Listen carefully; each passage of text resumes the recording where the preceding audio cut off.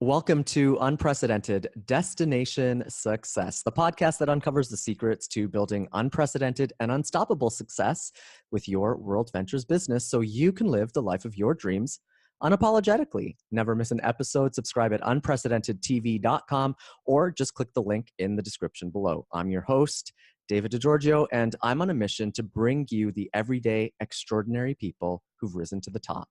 And I'm asking them to share their best expert tips, experiences, and road-tested secrets that have allowed them to create unprecedented success so that you can do it too. Our guest today is Brian Borwn. Welcome to the show. Thanks for having me. It's an honor. Absolutely. All right. So, Brian, I ask this of every single guest who comes on the show. First question is, what are you celebrating today?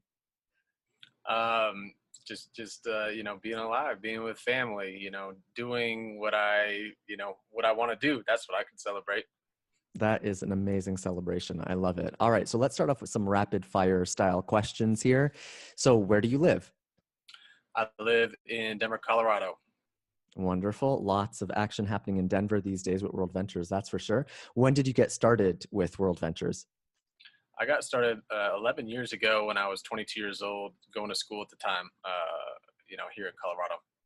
Nice. Okay. And 11 years later, I can't wait to hear the answer to this. What's the size of your team? It's turned into thousands upon thousands. So it's been a lot of fun to watch that grow from, just getting started with nobody to seeing it spread literally across the globe. Yeah, that's awesome. Okay. And so at 22, before you started with WorldVentures, did you have previous network marketing experience? Were you working? What were you doing at that point? Yeah, so I was a college student. My wife and I were busy doing schoolwork and sports when we saw this, so we didn't have a lot of time to plug into anything else. But we saw the vision here, and no experience whatsoever. Matter of fact, very shy, very quiet, very introverted. No type of sales or marketing type of experience at all. So it was outside of our comfort zone for sure to do something where we had to, have conversations with people. That's awesome. Wonderful. And okay, so just on a personal level, what do you believe? That's a great question I could talk about for a long time. I think that, one of the things that I think about a lot is that we live in a society that conditions us to be broke and to be unhappy. And so I believe that you got to be really intentional about and be on purpose about making sure that that you program yourself to get the results that you want, as opposed to letting somebody else program you, which is not necessarily easy to do because it's everywhere. It's everywhere. Yeah, that's for sure. And what do you love? I love making money. I don't love money. I love making money. And the reason why is because I believe that I'm called to be a good steward of my resources, my time and my resources. And I believe that, not having finances doesn't help anybody. And so I believe that I can do more good with more money. I believe that I can take care of my family better with more money. And I just enjoy the game of increasing, my financial thermostat to see, what I can grow and multiply. It's fun for me. I love that. They say, who would you rather take help and advice from, a broke person or someone who actually has made it, right? And the answer is usually never a broke person. Lesson I had to learn. Right? And what is something that you love about WorldVentures? Man, there's a lot that I love about WorldVentures. WorldVentures helped me be a person that didn't settle in life. I think it's easy to get beat up by life and just kind of fall into the routine of doing what everybody else is doing. I'm not saying that's bad, but it helped me dream bigger, think bigger. And, I just love the fact that it's a way that we can help other people think bigger, dream bigger, and really, go for it, as opposed to, settling. And, what ties into that is you've got people like Wayne and some of the executives and top leaders that they're just genuine people. Like Wayne, the thing that I love about him is that he doesn't have a money goal. He has a people goal. And so he just has a true desire to, do what's inconvenient for himself so that everybody in the company can can win at the highest level. And so to have a guy like that, running the show alongside, our CEO, Josh, man, we're just blessed. So I love the people as well. Awesome. I love that answer. So, okay, 11 years, you've probably come up against a couple of objections along the way. Do you have a favorite objection buster that you love to use, or that you've used so many times that it's just part of you now? Yeah. Well, there's your basic objections. There's the time, the money, pyramid, got to talk to my, significant other about it. Typically the objection is the answer. So if they don't have the money, that's why they should do it. That was my scenario. If they don't have the time, that's why they should do it. But probably my favorite one to answer your question is when somebody, asks, is this a pyramid, or is this, legit, or whatever the case may be. I just use my own personal story, combine that with some, some hard facts. So when somebody says, is that one of those pyramid deals? I tell them my real story, because when I first saw this, I was completely uneducated about network marketing. And so I had a friend or a classmate that said, hey, you got involved in one of those pyramid schemes. And it kind of freaked me out because I didn't know. And so I got on the phone with my mentor and I was like, is this one of those pyramid deals? It's shaped like a pyramid. And he goes, well, so is the shape of, where you go to school, the government, the Girl Scouts. He goes, it's all shaped the same way. So it's not anything wrong with the shape. He goes, but don't take my word for it. Go do your own due diligence. And what I had to do is I had to go ahead and get educated, because, I was just ignorant to what network marketing was and what it was all about. So I found out that people like Warren Buffett, who's Berkshire Hathaway's owned and purchased 3 different network marketing companies. One's called the Pampered Chef. Avon did more revenue in 2011 than the NFL. And then you got guys like Robert Kiyosaki, who, author of Rich Dad, Poor Dad, best-selling personal finance book of all time, recently came out with a book called The Business of the 21st Century, which talks about why you and I should be involved in some sort of a network marketing, direct sales company. So once I got educated, I figured if it was good enough for them, it was good enough for me. And these guys are probably a little bit smarter than Brian and all of his friends combined. So I was all in. Yeah, I love that. It's kind of funny to answer that question with saying, well, yeah, I don't know, maybe, but everything is a pyramid. And if it's good enough for people like Robert Kiyosaki and Warren Buffett, I mean, I'm okay with that then, right? Like, for sure. And here's the other misconception that, and this has been the case in our group. It's like people have the perception that, people at the top make the money and the people at the bottom don't. Well, I make more money than the person that sponsored us into the business, and there's people in our team that make more money than we do, even though they're below us. So it just kind of dispels the myth on how it works, and so it's fun to educate people a little bit on that. The people who make the money are the people who work it, the people who are committed, right, to making money and making impact. Yeah, I love that. So what is your favorite way to invite someone to hearing about WorldVentures? As I said before we got on the call, one of the things newer, I'm 7 weeks now in, almost 8 weeks. And that's the biggest stumbling block in my own team is like, okay, well, how do we tell people without sounding cheesy about this? Yeah, that's the biggest question, right? Is because this business is all about inviting people to come see what we do, whether they want to participate on the business side or just become a customer. Obviously, they don't have to do both, but some people choose to do both. And here's what I found is that it's easier to come from a place of belief and confidence in contacting the people that are closest to you once you've been to one of our bigger events, or once you've got more educated on the industry of network marketing, or once you've been on a dream trip, if you're also a customer. You just come from a different place. You might be saying the same exact words, but they just feel you differently. So I suggest with new people, like, build up your confidence level, build up your belief in what we do. And the more you believe in it, the easier it is to invite. So that's kind of the context around it. What I've found is, and these are great questions, by the way.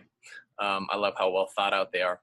What I've found is that there's different categories of people. And I'm not saying they're different types of people. I'm saying that there's people that, you probably have a circle of maybe 8 to 10 to 15 people that you're really close with, that it would be simple for you to pick up the phone or shoot them a text and say, hey, we need to grab coffee this week. I found something I think is going to be a big deal, and I just want to give you the chance to see what it is. What I'm selling is I'm just selling a 30-minute block of time. I don't care if they do it or not. So that's my mindset going into this, is I'm just selling them the time. And if they give me any kind of pushback, I'll be like, listen, I won't waste your time. This is important. It's 30 minutes.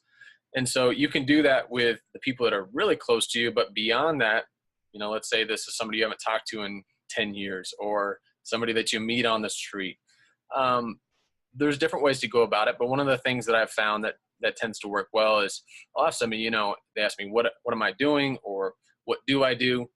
And I'll say, how most people, they've got a bucket list, but there's no realistic way to check, items off of that list. And most people are like, well, yeah. And I said, that's what I do. We got a program for that. We got a way for people to be able to check items off their bucket list. And so that's pretty engaging, because that's absolutely what we have. And most people have a bucket list, but no realistic way to do it. So that's kind of a different way, or a different approach to say a little bit more to somebody that might not know anything about you or what you do. Yeah, and that's actually brilliant, because what I've learned in all of the years that I've been coaching other people and building success in other areas of my life and for other people don't care how they get to their own version of success, freedom, whatever that is. So in what we're talking about here, specifically the bucket list, they don't care how they get to check those things off, which is the vehicle. So let's just say, how is WorldVentures, right? But if it's going to help me get there, I'll stand on my head in the middle of the street, singing. It won't matter if you're going to get there. So that's a really good, I love that. Just saying to someone is like, yeah, I help you check off your bucket list. You want to do that? I mean, who would say no? And the people who do say no to that, well, you don't want to deal with them anyway. They're not ready. Sure. All right. So let's dive a little deeper. If you could go back to your first month, back 11 years ago, 22 years old, what advice would you give yourself when you were just coming in? I would say, if there's one thing that I had to pick, it would be to say, Brian, bring in 30 new people personally as fast as you possibly can. So it's all about compressing time frames. I don't know, it probably took me 18 months to 2 years to bring in 30 people personally. But if I could have shortened that to maybe 6 months or 8 months, compressing those time frames, I was still going to show the same people. Might as well show it to them faster, because success loves speed. So that's one thing I didn't understand here when I first got started, is that speed is your friend. Yeah. And I think what stops a lot of people in the beginning is like, I don't have all the information. I don't have but you don't need it. Like, that's what you use your upline and your mentors for, right? I shouldn't at the beginning, week one, be presenting myself anyway. That would be ridiculous. No one's going to trust me when I'm doing it that way, right? Unless you have super deep rapport with someone and they're just like a yes, which I did find for me in the beginning, people who just trust me because I'm an influencer in my own space. People are like, yeah, whatever. Where do I sign? They don't even know what they're getting into. They're like, I know it's going to be good if you're attached to it. But once you run into those people, then absolutely use someone else to help you bring it to them anyway. And like you said, you already have those people in your circle. What are you waiting for? Why take a year and a half to tell them? Yeah, absolutely. I mean, I've had people that were upset at me for, you've known about this for how long? How come you didn't call me earlier? So right. That's a great perspective too, right? And if you approach the conversation that way, it's like, look, I don't want you to be disappointed or upset with me. So that's why I'm bringing this to you now, right? How can they fault you for that, right? For sure. What is early on the number one thing that really started working for you really well? The best thing we did early on was get to a training event. The first one I went to by myself, it was in Las Vegas actually. And I went by myself because nobody else was able to come. And granted, there was only a handful of people on the team at the time, but I went to find out if this was the real deal. As I alluded to earlier, I found out that it was. I got to meet the people, and I said, okay, this is something that I want to attach my name to. So my confidence, my belief level was higher. But when things really started to move in the positive direction for us was when we had 7 of us we drove 15 hours out to Minneapolis for a training event. So we brought people with us so that they could get that same belief, that same feeling, that same education And once that happened, some of the people on our team are like, well, I don't care if Brian ever does this. He can quit tomorrow. I'm still going to do this because I know it's the vehicle that can get me from where I am to where I want to go. So that's absolutely one of the biggest keys into what's happened over the last 11 years. Love it. And I can definitely attest to that. I went to the RTE in Los Angeles last weekend, and it was great. It was really amazing. And it was also really interesting because you talk about, there were a number of people there who had been in for 3 years or so and who still had not hit, residual or rank or whatever that is. And I'm like, wow. And what was interesting is because I'm 1-star qualified, and they asked me right away. I was the only person. They said, "How long have you been in?" And I said, "Oh, 6 weeks at that time." And they're like, "Wow." And everybody in the room, people who'd been in for 3 years, 4 years, 10 years, started applauding. So I'm like, "Oh, okay, I got something here then," right? So it was very validating. And it was also, what was really interesting about the training event for me was that I look around and I'm like, these people, and I mean this with love, they're not special. Like, I can do this. Like, we're just people. And if they can do it, I can do it. So that was it was a big boost. And I was very lucky that a couple people from my team have already come. And now we're working on Vegas to have a bunch of us go to, because I know that's going to be a big, big deal. I love it. That's a great way to describe it, by the way. Did you guys have, was Raymond there in LA? Yeah. Raymond and a Black Mamba, Michelle Grant. Yes. I mean, and I think another thing that's cool about this business is, somebody like Michelle, who, would say that she didn't come from much, is winning with this idea. And then you got somebody like Raymond, who, has had a ridiculous amount of success in the real world and traditional business, worked for some big names and owns his own companies. So you got two ends of the spectrum, a guy like that who goes, okay, this is something I want to attach my name to. And then somebody like Michelle, who's, doesn't come from that same background. Both are winning. So that says something about our system. Absolutely. Yeah, it was definitely a big boost for sure. So back to those early days, what did you try that bombed? What would you say to someone newer? Say, look, don't do that. A lot. You want me to write a book? Please, yeah. I did a lot of things. I'll tell you some of the stupid stuff that I did. But here's what I'll preface this with, is that some people, they'll go out and try things and they'll fail, and they'll let that experience, take them out of the game. Whereas for me, for whatever reason, I just used those failures as it was just learning. It was something for me to go, okay, that didn't work. Let's get better. And now I get to tell the stories about how ridiculous I was and help other people avoid those same pitfalls. Right. So, and we get to benefit. So thank you. Yeah, you're welcome. So, man, I sent Facebook messages out to people explaining the entire company in paragraphs. People asked if I got spammed. Brian, is this you? That didn't work. I printed out business cards and I put them on people's windshields, under their windshield wipers at hotels and malls and things like that. Basically things they told me not to do, but I just want to go and try it out for myself because it seemed like an easier way. I didn't have to get a little bit uncomfortable, pick up the phone, call somebody, so those are a few things that didn't work out. I could tell you a whole bunch, but there's a couple examples. Good to know. Yeah, that's good to know. And yeah, actually on my team, and even with my direct upline, we're going through a 25-day blitz right now that I'm running every day. We have 2 calls a day every day for 25 days. And we start every call with celebrations. And even if it's something bad, I encourage people to celebrate things that aren't working. Because if you can celebrate the things that aren't working, then you have awareness. Like, okay, that didn't work. So we want to avoid that. And that's a celebration. Just having the awareness that tanked, it keeps you positive. You're like, okay, I can move forward from this. So yeah, I love that. And by the way, team, cancel the order on the business cards. No, I'm kidding. Yeah. Please don't use them in that way. Right. Yeah. In that way, it's really, really bad.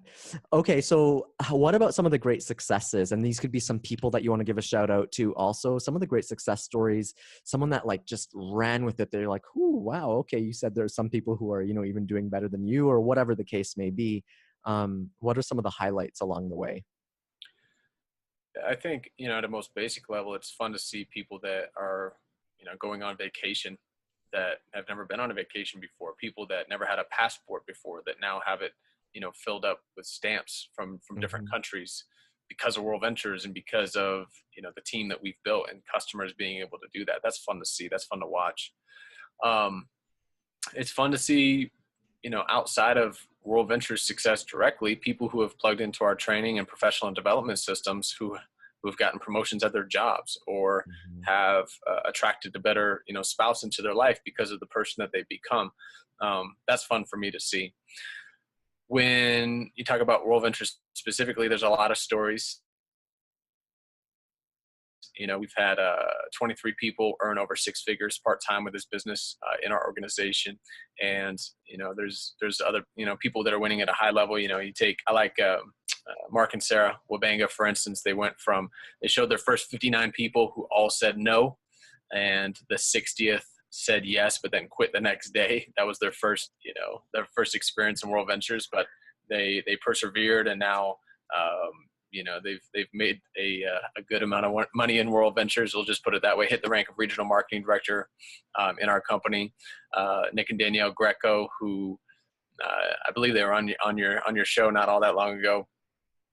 They went from a place where they're in a really tough spot financially, even to where they had to, take toilet paper rolls from Panera and things like that. I don't know if they've ever shared that story. Oh, To I have to ask that hitting the one. rank of regional marketing director at the top, Yeah. 0.5% in all of network marketing. Mhm. And then, I could go on and on. David Townsend, who's, started with us in college when he was 19 years old, broke, now hit the rank of national marketing director. And then, of course, I got to give a shout out to Lorenzo, who has out earned us. And, a guy that I left off of my list, as a matter of fact. I thought he was too shy, too broke, too quiet, would never travel. I introduced this to my brother. My brother was the one who ended up introducing Lorenzo, and he's gone on to become, now he's a PAC team member, so he helps the company make decisions. He's at the top rank of the company. He's flown all across the world. So yeah, it's cool to play a small role in what these guys have done, and I don't take any credit for it, but it's cool to see what's progressed and to know that I helped start that, I guess you could say. Yeah, that is awesome. And I am looking forward to doing the same for a lot of people. And Lorenzo and you guys, I'm coming after you. I'm just saying. I'm just Good. saying. There's plenty of room. No reason you Yeah, can't pass us up. I love it. I love it. Okay, so you bring someone new on the team. What's the first step that you give to all of your new team members? It's simple. It's let's launch your business. Because if you were going to start a pizza shop or any other kind of business, you would do a grand opening launch type of an event. So whether that's via Zoom webinar, whether that's hey, have 8 to 10 people over at your house, your apartment, your condo.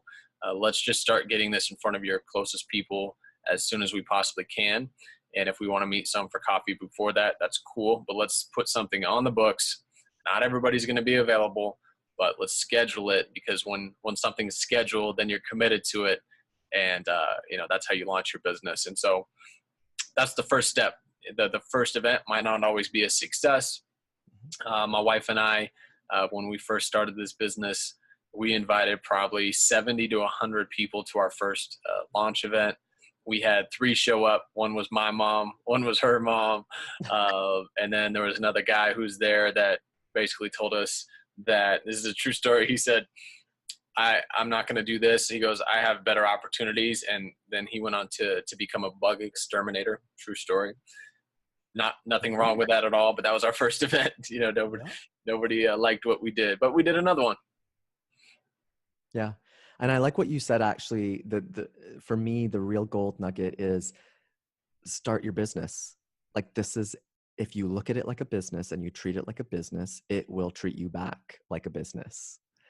And when you look at it that way, and you have amazing mentorship. So here's the thing. I started a business in 2011. I started a yoga studio, and I had nobody helping me. I had people who were giving me all sorts of ridiculous advice, like, oh, you need 50 grand to start a yoga studio. Well, 3 months later, I found out the yoga studio down the street was 3 million in already and had just broken even. And I'm like, oh my God. So here, the cool thing with something like WorldVentures is you have this structure, and all of this knowledge, thousands of people who've come before you who've made it work for them. It's built in. The mentorship is built in. And it's as simple as calling someone up, or that's why I started this show in the first place, is like, well, what do we do if we could actually like present to everybody all of this brilliance in little bits, right? So I love that. Definitely take a look at what you're doing as a business and you will be rewarded for it for sure. No, I think you're absolutely right. And Yeah. to have somebody like you who's, seen the other side of things, you can appreciate what we're doing here even that much more, as opposed to somebody like myself who didn't have any experience. So I didn't know how good it was until I started having, some of these other type of conversations and seeing how all the challenges that can come along with traditional business.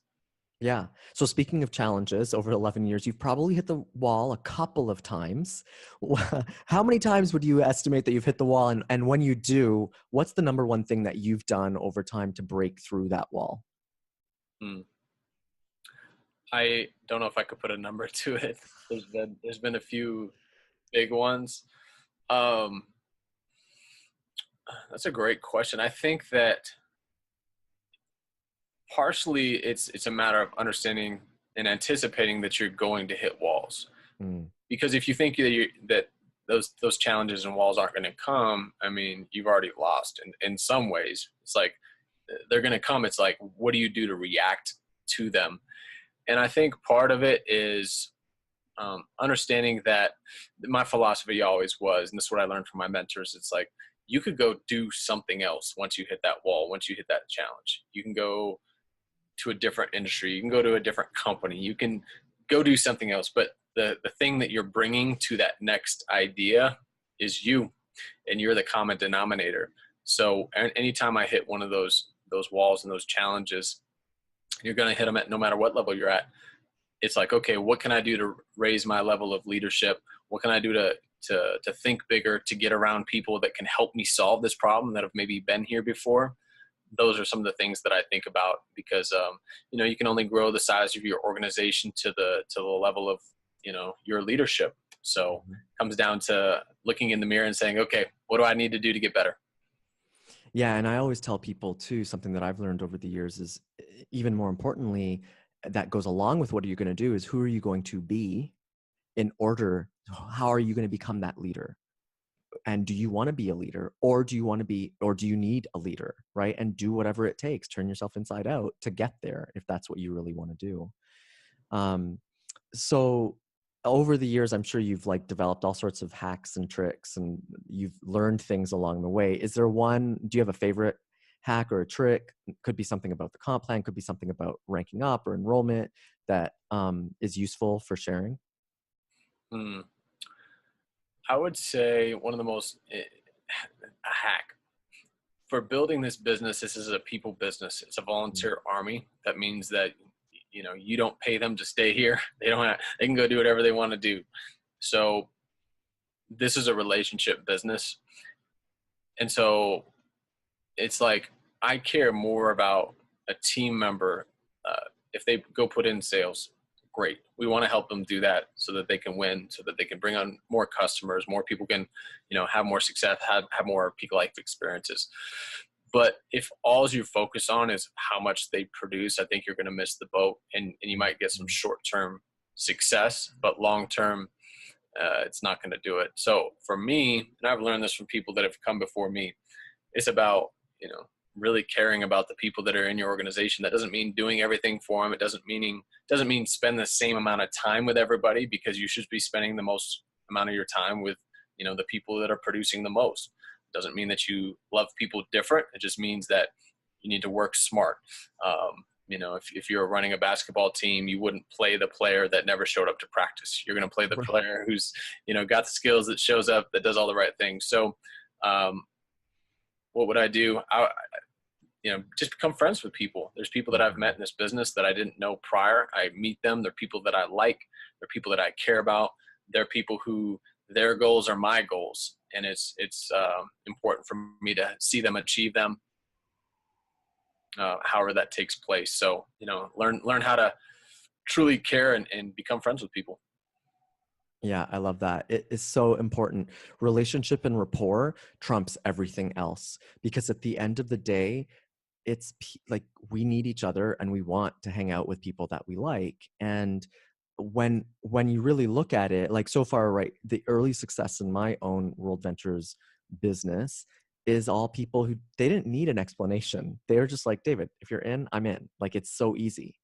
And that's all relationship. And people look at me and they're like, wow, it's just your time. And this, no, I've just spent a lot of time building relationships with people, and I pour into people without any expectation of anything back. And yeah, is it my time? Sure. Maybe it's my time that it's all coming back because I invest relentlessly into other people. And it makes a big difference. Does it take a little bit longer to get to where you want to go? Maybe. Is it more sustainable for the long term? Absolutely. So yeah, I totally resonate with what you're sharing. That's a great one. And I think just to piggyback on that, some people come in and they have to learn that after they get in WorldVentures. I had to learn that after I got in WorldVentures.